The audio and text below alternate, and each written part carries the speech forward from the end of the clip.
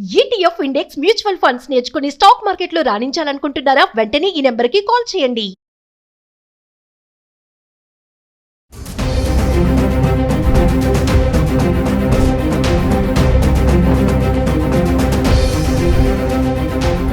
Present మనతో పాటు ఉన్నారు public speaker, family counsellor, motivational speaker Rajani Ramma గారు. నమస్తే మ్యామ్. నమస్తే నవీన.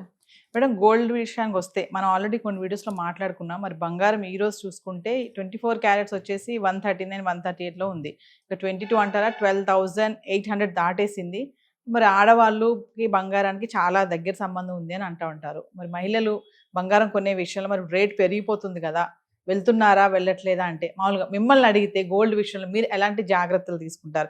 ఇలా బంగారం పెరిగినప్పుడు వెళ్ళాలని అనుకుంటారా? లేదు మళ్ళీ ఇంకా పెరిగిపోతుందే, మనం కొనుక్కోలేమేమో అని చెప్పేసి చాలామంది కొంత అప్పులు చేసి కూడా కొనే వాళ్ళు కూడా ఉంటారు. ఇంకా కొంతమంది ఏంటంటే పాత గోల్డ్ని ఈ టైంలో అమ్మేస్తే మనకి కొత్త బంగారం కొనుక్కోవచ్చు, డబ్బులు ఎక్కువ వస్తాయని ఆలోచనలో కూడా ఉంటారు. ఒక్కసారి మిమ్మల్ని అడిగితే ముందుగా సుమన్ టీవీ ప్రేక్షకులందరికీ భోగి, సంక్రాంతి, కనుమ శుభాకాంక్షలు. అయితే ఇప్పుడు గోల్డ్ విపరీతంగా ఇంకా ఇంకా పెరుగుతుంది. ఇప్పుడు మీరు 12,000 ఎంతో చెప్పారు మీరు, కాదు 14,000 చిల్లర ఎంత అయింది ఈ రోజు 24 క్యారెట్స్. అదే దాదాపుగా కొంచెం అటు ఇటుగా. అయితే ఎవరు కొనాలనుకుంటారు పాపం పండక్కి? సంక్రాంతికి అయితే నాకు తెలిసి బంగారం కొనాలని ఎవరు అనుకోరు, కానీ కొత్త అల్లుళ్ళు వస్తారు పాపం. వాళ్ళు బట్టలు పెడితే తృప్తి పడని వాళ్ళు ఉంటారు కొంతమంది. ఇంకొకటి పెళ్ళిళ్ళల్లో పాపం ఇది ఊహించక ఇప్పుడు కాదులేండి పెద్ద పండక్కి పెడతాంలేండి అని పాపం అంటారు ఒక మాట అని వాయిదా వేసిన వాళ్ళు ఇరుక్కుపోతారు. అర్థమైందా? ఇప్పుడు మరి పెద్ద పండగ, మొదటి పండగ అయి ఉండొచ్చు కొంతమందికి, కొత్తగా పెళ్ళైన వాళ్ళకి. మరి అలాంటి వాళ్ళకి మీరు పండక్కి పెడతాము అని మాట ఇచ్చిన తర్వాత చచ్చినట్టు పెట్టాలి, లేకపోతే వాళ్ళకి అవసరమా అంటే నీ కష్టాలు నీ బాధలు. అంతే, పెడతానన్నారు మరి ఏం చేశారు అని ముందుగానే రిజర్వ్ చేసుకుంటారు, అప్పుడు వస్తారనమాట. అలా చేసేవాళ్ళు కూడా ఉన్నారా లేదా అల్లుళ్ళు? మరి అలాంటప్పుడు వీళ్ళు ఏం చేస్తారంటే పాపం ఆయన గారికి ఒక్క ఆయనకి ఎలాగోలా కాలేజీ కూడా తీసుకుని, ఒకవేళ బాగా పరిస్థితి బాగోలేని మిడిల్ క్లాస్ వాళ్ళు అయితే కనుక పాపం ఎలాగోలా డబ్బు కలెక్ట్ చేసుకుని వెళ్ళి ఆయన గారికి ఏం ఒప్పుకున్నారో అది కొని పెడతారు. ఇంకా ఆయన వస్తాడు తోడు, ఆయన సెలెక్ట్ చేసుకోవాలి పండక్కి. అర్థమైందా మీకు? పండక్కి అంటాడనమాట భార్యతోటి, పెట్టుకునేది నేనా మీరా, నాకు ఇష్టమైంది కొనాలి కదా, నన్ను కూడా తీసుకెళ్ళమని వాళ్ళకి చెప్పు అని భార్యకి చెప్తాడు.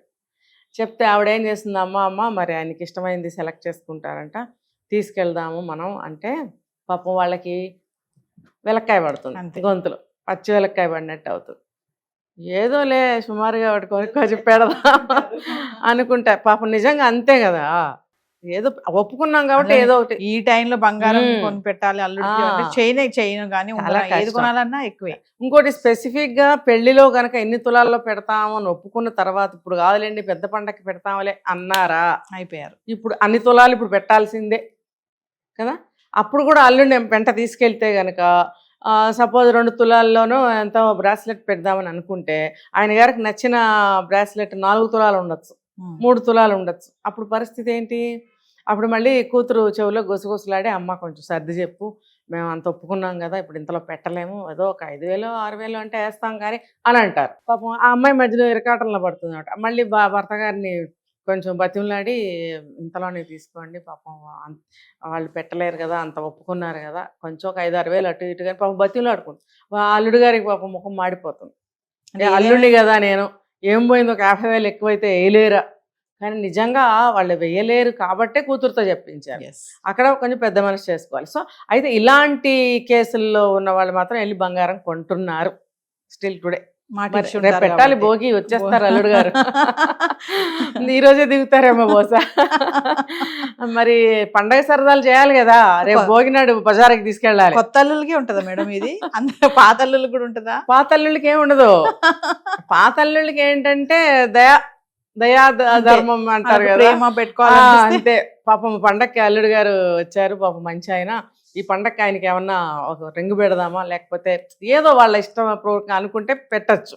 అలాంటి కేసులు కూడా ఉన్నాయి, బాగానే గుర్తు చేశారు. మరి గోల్డ్తో సరిపోదు, బట్టలు కూడా తీయాలి. సో ఆయన గారికి అవి ఇవి ఇప్పించి మళ్ళీ హోటల్కి తీసుకెళ్ళి మంచిగా ఫుడ్ పెట్టించి ఇంటికి తీసుకొచ్చి బొబ్బ పెట్టి భోగి పండగ పొద్దున్నే మొదలు పెట్టాలి ఆయనకి. అర్థమైందా? సరే అదే అనమాట. అలాంటి వాళ్ళు గోల్డ్ కొంటారు.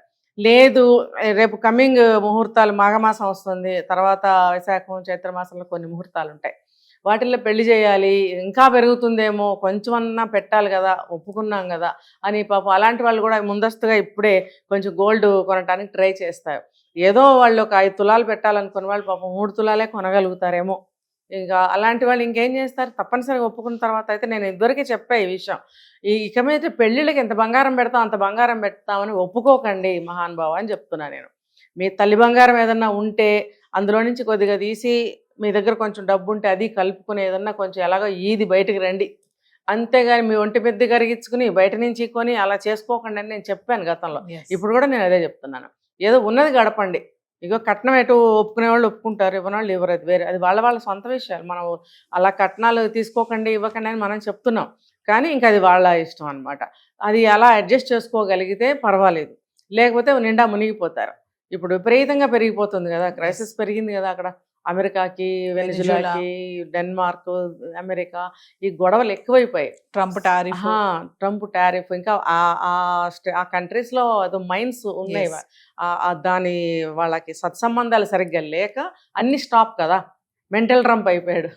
ఏదేమైనా ఈ బంగారం పెరిగిన ధర కొత్త అల్లులకి చిక్కే, అయితే కొత్తగా వచ్చే అల్లులు మాంగారికి అది చాలా చిక్కే పాపం సమస్యలు. మీరు అన్నారు ఆడవాళ్ళు గోల్డ్ షాప్లో కొంటున్నారు వస్తున్నారా అని అడిగారు. ఇలాంటి ఆడవాళ్ళు రాకేం చేస్తారు, చచ్చినట్టు వెళ్ళాలి పాపం. అప్పుడే ఏం చేస్తారంటే పాత బంగారాలు తీసుకొచ్చి కరిగించే ప్రయత్నాలు కూడా చేస్తారు.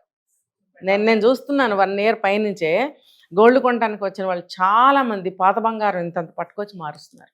పాపం వాళ్ళు ఇంత పట్టుకొచ్చారనుకోండి పాత బంగారం, కొత్త బంగారం ఇంతే పట్టుకెళ్తారు. మరి ఆ బ్యాలెన్స్ లాసే కదా. అయినా తప్పనిసరి పరిస్థితులు అలా చేసుకుంటారు. కొంతమంది కొత్త డిజైన్కి ఫిదా అయిపోయిన వాళ్ళు మార్చుకుంటారు, ఇంకా అది వాళ్ళ స్టేటస్ అంతే, మనకేం చెప్పలేం. సామాన్య మానవులు ఎవరైనా కూడా ఒక ఉంగరం రింగ్ కూడా కొనే పరిస్థితి అయితే ప్రస్తుతం లేదు. పాత రింగ్సే మాకు ఉన్నాయి రింగ్స్ అని గొప్పగా చెప్పుకుంటూ పెట్టుకుని తిరగండి తప్ప దాన్ని మార్చాలని కానీ కొత్తవి కొనుక్కోవాలని కానీ అనుకోకండి. ఏమో అంతా బాగుంటే ఒక 5-6 ఏళ్లలో మళ్ళీ దిగొస్తాయేమో. ఇప్పుడు ప్రపంచ దేశాలన్నీ మళ్ళీ సఖ్యతగా ఉండి అన్నీ సరే అయితే కనుక మళ్ళీ పర్వాలేదు కొంచెం అనే పరిస్థితి వస్తే కొనుక్కోవచ్చు. మీరు నేను కూడా కొనుక్కోవచ్చు. Thank you ma'am.